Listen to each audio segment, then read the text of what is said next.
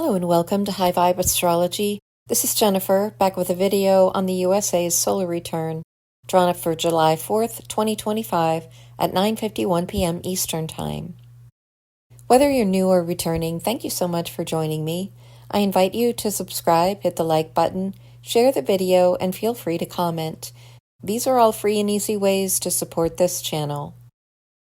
Naturally, in a solar return, it is the sun's position that's most important.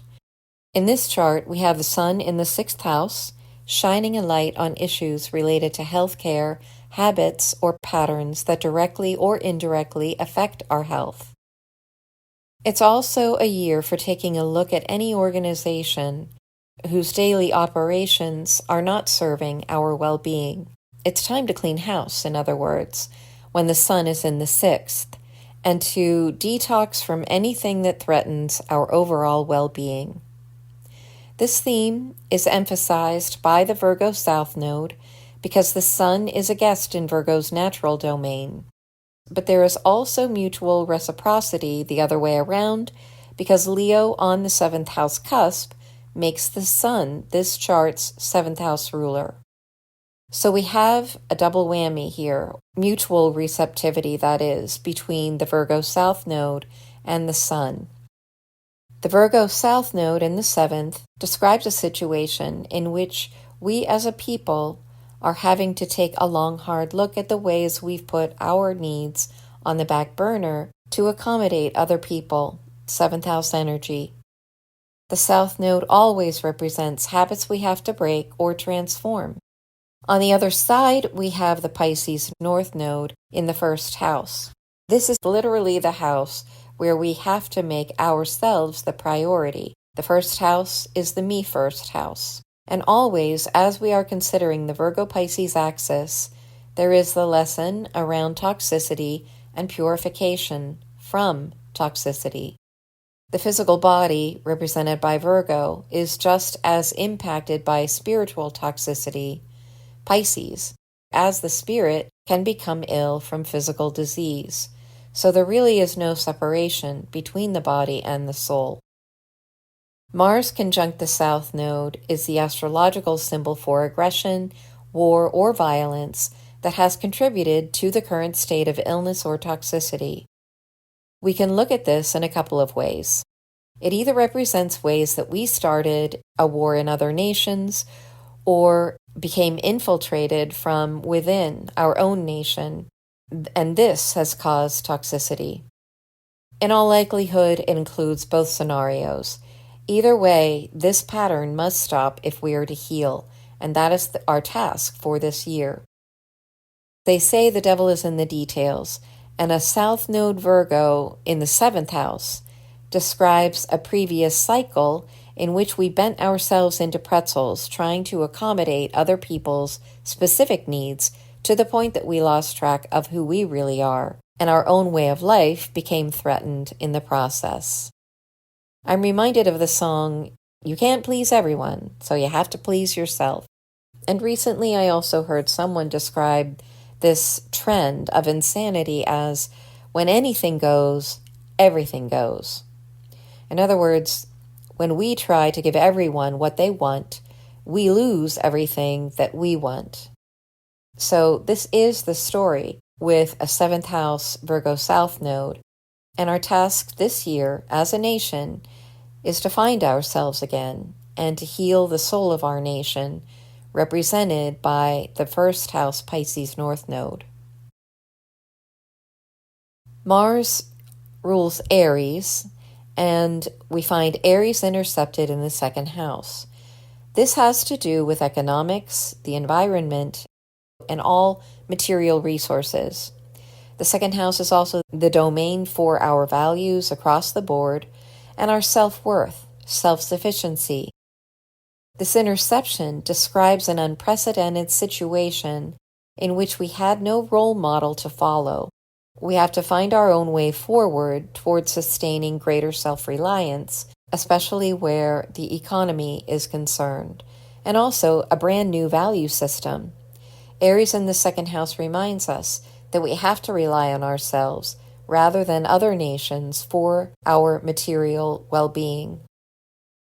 When we look at the rulers for the South Node, their location provides more information on the backstory that got us into this predicament in the first place.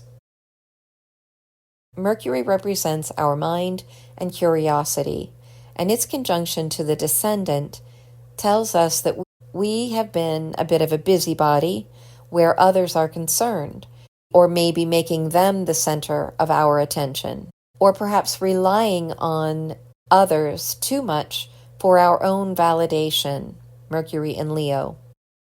Chiron in Aries in the second house describes woundedness in the area of our economy, material resources, or being self-sufficient within our economy. And this is what has to heal over the course of this year. When we look at the rulers for the North Node, Jupiter and Neptune in this case, their location provides more information on the energies that will help us restore balance and harmony. Jupiter in the fifth house represents greater faith in our self-expression and individual will, believing in our own creativity again, and in all things life-affirming and joyful. Neptune in the second describes the need for us to once again place value on our spiritual aspirations, to become self-reliant at the level of soul. The Neptune-Saturn conjunction signifies that our spiritual values and material values must work hand in hand to build security for us.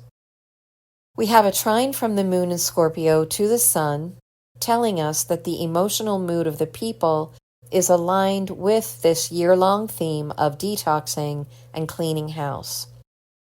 The moon also forms a trine to Jupiter in the fifth, so even though a Scorpio moon is going to have to deal with grief and loss on some level, its trine to Jupiter in the fifth house symbolizes that we will find joy on the other side and be able to celebrate life.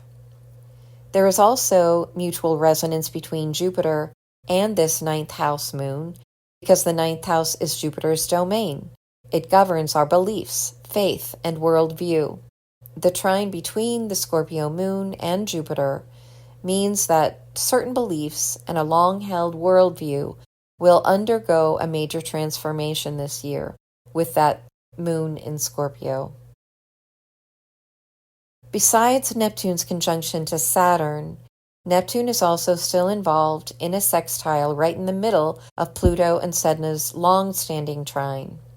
And this trine behaves like bookmarks or a parenthetical theme that is guiding us toward our destiny, the Pisces North Node, as responsible galactic neighbors and Gaia's global family.